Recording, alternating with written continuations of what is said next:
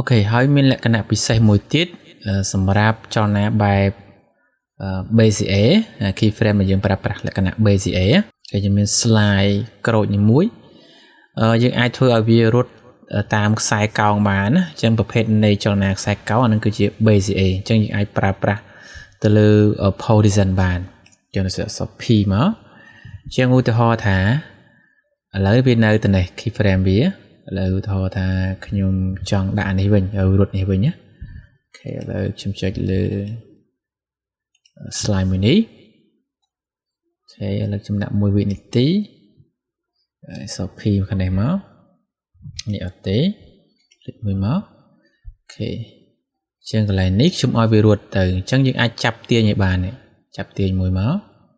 ខេកន្លែងនេះយើងថាចាប់ពី destination មកអូខេអញ្ចឹងមកពេលដល់កន្លែងនេះខ្ញុំមិនឲ្យវារត់ត្រង់តែខ្ញុំឲ្យចាប់ទាញមកខាងនេះវិញអូខេឲ្យវារត់ជាលក្ខណៈខ្សែកោងបែបនេះវិញណាអូខេអញ្ចឹងយើងឃើញមានអានេះ handle របស់វាយើងអាចពុតវាបានដើម្បីឲ្យរត់មកខាងនេះវិញណាអញ្ចឹងនេះគឺជាលក្ខណៈ BCA ពុតបានទៅលើ transform position នឹងបានអញ្ចឹងយើងអាចពុតវាមកអូខេឲ្យវាត្រង់មកនេះចា control handle ហ្នឹងគឺវារត់ទៅតាមអាហ្នឹងហើយអញ្ចឹងយើងសេរីវាឲ្យស្អាតមកឲ្យទៅតាមហ្នឹងមកអូខេតិចមកចាហ្នឹងវាជា BCA អញ្ចឹងវារត់មកបែបនេះ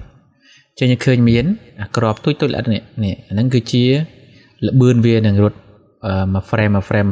បឿនវានេះរត់មកតិចកម្មហ្នឹងណាអូខេឥឡូវខ្ញុំដាក់ចុច play មកគឺរត់តាមខ្សែកោងយើងនេះរត់តាមហ្នឹងមកអញ្ចឹងបើសិនជាយើងចង់ឲ្យវារត់កលាំងជុំវិញហ្នឹងអាហ្នឹងតតែយើងធ្វើអា layer ហ្នឹងទៅជា 3D អញ្ចឹងយើងអាចធ្វើការ select space ឲ្យមកយើងអាចធ្វើឲ្យអា slide ក្រូចហ្នឹងវារត់កលាំងកំប៉ុងហ្នឹងបានហើយអានេះខ្ញុំអត់ដាក់ជា layer 3D ហើយ select ជា space វាទេខ្ញុំអាចគាត់តែបង្ហាញអំពី BCA ហ្នឹងខ្ញុំគាត់តែបង្ហាញអំពីជាលក្ខណៈ BCA ជាងឧទាហរណ៍ថាយើងចង់ធ្វើការផ្លាស់ប្ដូរវានេះអា control handle នេះ BCA អូខេឥឡូវខ្ញុំធ្វើការ select វាមកខ្ញុំធ្វើការ right click keyframe assistant easy ease អូខេ select ទាំងអស់ហ្នឹងមក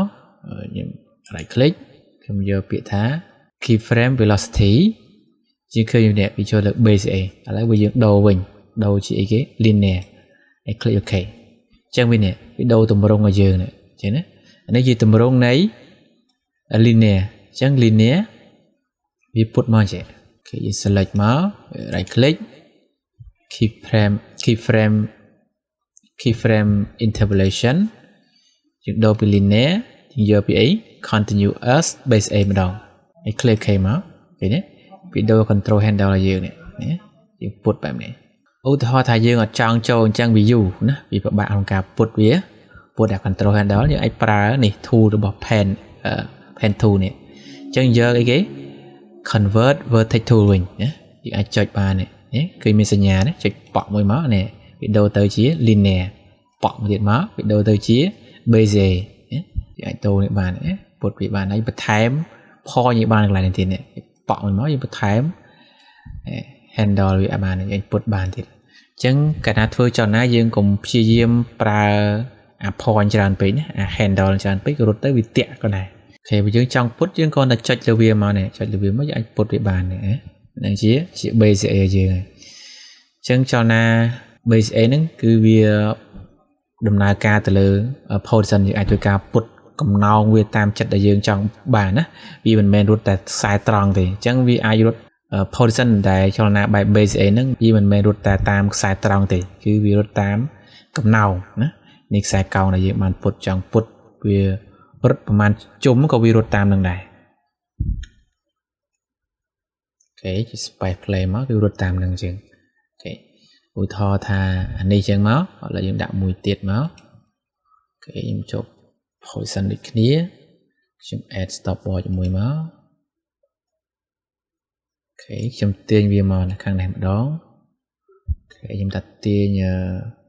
ប៉ុណ្ណេះមកខ្ញុំដាក់ keyframe ប៉ុណ្ណេះខ្ញុំទាញកំណោងវាមកនេះវិញអូខេឲ្យរត់ខាងនេះវិញចឹងយើងអាចពុតកំណោងវាបានដូចគ្នាអញ្ចឹងអូខេ ហើយយើងប្រើទៅលើគេប្រើទៅលើ convert vertex tool ហើយយើងអាចធ្វើការពុតបានណាងាយស្រួលមែនតើយើងប្រើ tool មួយហ្នឹងដោយមិនចាំបាច់យើងចូលទៅកន្លែងkeyframe interpolation ទេយើងអាចធ្វើការពុតបែបហ្នឹងបានណាចលនាបែប base A ហ្នឹងគឺវារត់ស្អាតស្មើស្អាតណាមិនមែនដូចជា linear ទេកាល linear វាធ្វើឲ្យតាក់ចុច click មកវា linear ចេះអញ្ចឹងវាកោងចេះអញ្ចឹងយើងពិបាកក្នុងការពុតវានេះពុតវាមកតែពេលយើងចុចពុតអញ្ចឹងទៅជា linear វិញនេះគឺជា linear ដល់ពេលយើងចុចមួយមកវាទៅជា base A អញ្ចឹងវាងាយស្រួលក្នុងការធ្វើចលនាវារត់មកតាមកំណោងបានស្អាតជាងហើយយើងកុំភ្លេចពុតអា control handle នេះឲ្យវាទៅតាមខ្សែខុសរបស់យើងណាអូខេពុតមកស្អាតមកអូខេចុចទៀតមកអូខេអញ្ចឹងវានឹងរត់ទៅតាមកំណោងដែលយើងបានគូរហ្នឹងហើយពបទៀតតែអូខេយើងសម្រួលទៅមក right click keyframe assistant យក easy អញ្ចឹងមកអូខេ space play មកវឺតអញ្ចឹងទៅនឹងបើយើងចង់កាន់តែ smooth ទៀតអានឹងយើងទៅដល់ចំណុចបន្តទៀតគឺយើងនិយាយអំពី graph editor ហ្នឹងហើយអូខេ space play មកអញ្ចឹងចលនាបែប base A គឺយើងអាចធ្វើការពុតទៅតាមកំណោងនៃចលនាយើងចង់បាន